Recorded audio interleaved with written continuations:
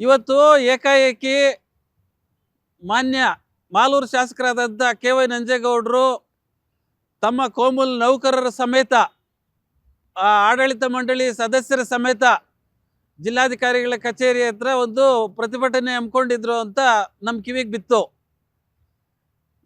ಇವತ್ತೇನಾಗ್ತಾ ಇದೆ, ಸಂಸ್ಥೆ ಅವ್ರಿಗೆ ಗೊತ್ತಾಗ್ತಾ ಇದೆ ನನ್ನ ಕಾಲಿನ ಗುಣದಿಂದ ಸಂಸ್ಥೆ ಹಳ್ಳ ಹಿಡಿತಾ ಇದೆ, ನಾನೇ ಹಳ್ಳ ಹಿಡಿಸ್ತಾ ಇದ್ದೀನಿ ಅಂತ ಅವ್ರಿಗೆ ಗೊತ್ತಾಗಿದೆ. ಇದ್ರ ಜೊತೆಗೆ ಇವತ್ತು ಮುಳಬಾಗ್ಲು ಮತ್ತು KGF ಸ್ಥಳಗಳಲ್ಲಿ 2 ಕಡೆ ಅಮೂಲ್ ಅವರು ಒಂದು ಬಲ್ಕ್ ಮಿಲ್ಕ್ ಕೂಲರ್ ಸೆಂಟರ್ಗಳನ್ನು ಸ್ಥಾಪನೆ ಮಾಡಿದ್ದಾರೆ. ಅವರು 50 ರೂಪಾಯಿ ಕೊಡ್ತಾ ಇದ್ದಾರೆ, 1 ಲೀಟರ್ ಹಾಲಿಗೆ 50 ರೂಪಾಯಿ ಗುಣಮಟ್ಟ ಇರೋವಂಥ ಹಾಲಿಗೆ.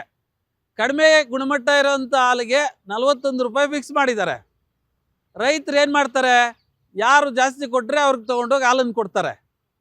ಇವತ್ತು ನಮ್ಮ ಸಹಕಾರಿ ಸಂಸ್ಥೆ ಆದಂಥ ಕೋಮುಲ್ಲು ನಂಬ್ಕೊಂಡಿರೋಂಥ ಸಾವಿರಾರು ಜನ ನೌಕರರು ಇನ್ನೊಂದು 4-5 ವರ್ಷದಲ್ಲಿ ಬೀದಿ ಪಾಲಾಗುವಂಥ ಎಲ್ಲ ಲಕ್ಷಣಗಳು ಕಾಣಿಸ್ತಾ ಇದೆ. ಕಾರಣ ಏನು ಅಂತಂದರೆ, ಅಮೂಲು ಇವತ್ತು ತುಂಬ ದೊಡ್ಡ ಸಂಸ್ಥೆ. ಅವ್ರು ಬಂದು ಇವತ್ತೊಂದು ಸೆಂಟ್ರ್ ಮಾಡಿದ್ದಾರೆ ಅಂದರೆ ಕೋಲಾರ ಜಿಲ್ಲೆ ಮತ್ತು ಚಿಕ್ಕಬಳ್ಳಾಪುರ ಜಿಲ್ಲೆ ಎಲ್ಲ ಕಡೆ ಅವರು ಅಕ್ವೈರ್ ಮಾಡೋದ್ರಲ್ಲಿ 2 ಮಾತಿಲ್ಲ. ಅವರೇನಾದರೂ ಅಕ್ವೈರ್ ಮಾಡಿದರೆ ನಮ್ಮ ಕೋಮುಲ್ ಸಂಸ್ಥೆ ಮತ್ತು ಗ್ರಾಮಗಳಲ್ಲಿರುವಂಥ ವಂಶೋದಯ ಆಸ್ಪತ್ರೆಯಲ್ಲಿ NICU ವಿಭಾಗದಲ್ಲಿ ತಜ್ಞ ನಿಯೋನಾಟಾಲಜಿಸ್ಟ್ಗಳು ನೋಡಿಕೊಳ್ಳುತ್ತಾರೆ. ವೆಂಟಿಲೇಟರ್, HFNC, ಕ್ರಿಟಿಕಲ್ ಫೋಟೋಥೆರಪಿಯಂತಹ ಉನ್ನತ ಮಟ್ಟದ ಯಂತ್ರೋಪಕರಣಗಳನ್ನು ಒಳಗೊಂಡಿದ್ದು ಯಾವುದೇ ರೀತಿಯ ಸೋಂಕು ಅಥವಾ ಇನ್ಫೆಕ್ಷನ್ಸ್ ಕ್ರಿಟಿಕಲ್ ಲೆವೆಲ್ ಕೇರ್ ದೊರೆಯುತ್ತದೆ. ಹೆಚ್ಚಿನ ಮಾಹಿತಿಗಾಗಿ ಸಂಪರ್ಕಿಸಿ 7277707270 ಅಥವಾ 9141066685. ಏನು ಸಂಘಗಳಿದಾವೆ ಆ ಸಂಘಗಳಿಗೆಲ್ಲ ಬೀಗ ಜಡಿಯುವಂಥ ದಿನ ದೂರ ಇಲ್ಲ ಅಂತ ಹೇಳ್ತೀನಿ. ಯಾಕೆ ಅಂತಂದರೆ ಇವತ್ತು ನೀವು ನೋ ಪೇಮೆಂಟ್ ಡೇ ಅಂತಲೂ ಕೊಡ್ತೀರಿ. ಹಾಲು ಏನಾದರೂ ಸ್ವಲ್ಪ ಗುಣಮಟ್ಟ ಇಲ್ಲ ಅಂತಂದರೆ ದುಡ್ಡೇ ಕೊಡಲ್ಲ. ಆಮೇಲೆ ಕನಿಷ್ಠ 22 ರೂಪಾಯಿಂದ ನೀವು ಸ್ಟಾರ್ಟ್ ಮಾಡ್ತಾ ಇದ್ದೀರಿ, ಗರಿಷ್ಠ 30. ಇವತ್ತು ಅವರು ಗುಣಮಟ್ಟ ಇಲ್ಲದೆ ಇರೋವಂಥ ಹಾಲಿಗೆ 41 ರೂಪಾಯಿ ಕೊಡ್ತಾ ಇದ್ದಾರೆ. ಅವರು 50 ರೂಪಾಯಿ ಗುಣಮಟ್ಟ ಇರೋವಂಥ ಹಾಲಿಗೆ ಕೊಡೋದಾದರೆ ನೀವ್ಯಾಕೆ ಕೊಡ್ತಾ ಇಲ್ಲ ಸ್ವಾಮಿ? ನಮ್ಮ ಇನ್ಫ್ರಾಸ್ಟ್ರಕ್ಚರು ಅವ್ರ ಹತ್ರ ಏನೂ ಅಲ್ಲ. ನಮ್ಮ ಇನ್ಫ್ರಾಸ್ಟ್ರಕ್ಚರ್ಗೆ ನೀವು 2.5 ರೂಪಾಯಿ ತೆಗಿತಾ ಇದ್ದೀರಿ ಡೈಲಿ 1 ಲೀಟ್ರ್ ಹಾಲಲ್ಲಿ. ಆದರೂ ಸಹ ರೈತರನ್ನ ಕಾಪಾಡೋಕ್ಕೆ ಆಗ್ತಾ ಇಲ್ಲ. ಯಾಕೆ ಅಂತಂದರೆ ಬರೋ ದುಡ್ಡು ನಿಮಗೆ ಸಾಕಾಗ್ತಾ ಇಲ್ಲ. ಅವಶ್ಯಕತೆ ಇಲ್ಲದೆ ಇರೋವಂಥ ಕಾಮಗಾರಿಗಳು, ಅವಶ್ಯಕತೆ ಇಲ್ಲದೆ ಇರೋವಂಥ ಘಟಕಗಳನ್ನು ಸ್ಥಾಪನೆ ಮಾಡಿ 100 ಕೋಟಿ ಕಿಕ್ ಬ್ಯಾಕ್ ಕೊಡೋದು ಸಂಸ್ಥೆನ ಹಳ್ಳ ಹಿಡಿಸ್ತಾ ಇದ್ದೀರಿ. ಅಮೂಲ್ ಇವತ್ತು 50 ರೂಪಾಯಿ ಕೊಡ್ತೀರಿ ಅಂದರೆ ನಿಮ್ಮ ಕೈಲಿ ಯಾಕಾಗಲ್ಲ 50 ರೂಪಾಯಿ ಕೊಡೋಕ್ಕೆ? ನೀವು ಆ್ಯಕ್ಚುಲಿ ಇನ್ನೂ 5 ರೂಪಾಯಿ ಸೇರಿಸಿ ಕೊಡ್ಬೋದು. ಯಾಕೆ ಅಂತಂದರೆ ನಿಮ್ಮ ಹತ್ರ ಎಲ್ಲ ವ್ಯವಸ್ಥೆ ಇವತ್ತಿದೆ, ಯಾವುದಕ್ಕೂ ಬಾಡಿಗೆ ಕೊಡೋಂಗಿಲ್ಲ, ಎಲ್ಲ ಸ್ವಂತ ಕಚೇರಿಗಳು.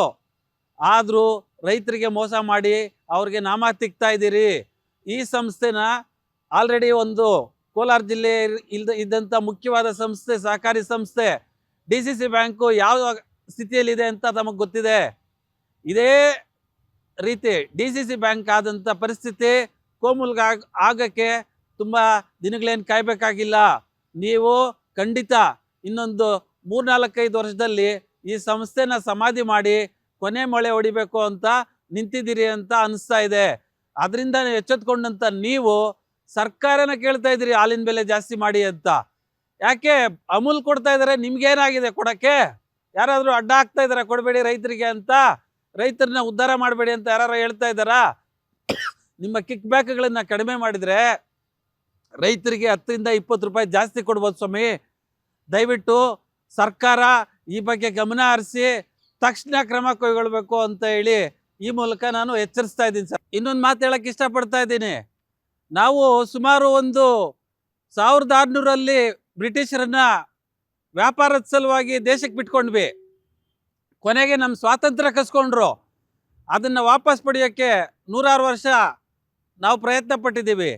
ಅದೇ ಪರಿಸ್ಥಿತಿ ಇವತ್ತು ಅಮೂಲ್ ಏನಾದ್ರೂ ಕೋಲಾರ ಚಿಕ್ಕಬಳ್ಳಾಪುರದಲ್ಲಿ ಬಂದು ಪ್ಲ್ಯಾಂಟ್ಗಳನ್ನು ಸ್ಥಾಪನೆ ಮಾಡಿದೆ ಅಂತಂದರೆ ನಮ್ಮ ಸಹಕಾರಿ ಸಂಸ್ಥೆಗಳ ಕುತ್ತಿಗೆಗೆ ಕೊಡಲಿ ಪೆಟ್ಟಾಕ್ತಾರೆ. ಇವತ್ತು ಏನು ನಮಗೆ ಹಾಲು ಸಿಗ್ತಾ ಇದೆ 50 ರೂಪಾಯಿ ಅಥವಾ 48 ರೂಪಾಯಿಗೆ ಅದು 100 ರೂಪಾಯಿ ಆಗುವಂಥ ದಿನಗಳೇನಿಲ್ಲ.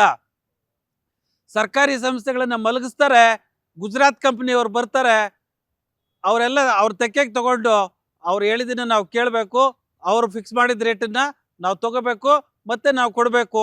ಅಂಥ ಪರಿಸ್ಥಿತಿ ದೂರ ಇಲ್ಲ ಅಂತ ಹೇಳಕ್ಕೆ ಇಷ್ಟಪಡ್ತಾ ಇದ್ದೀನಿ ಸರ್.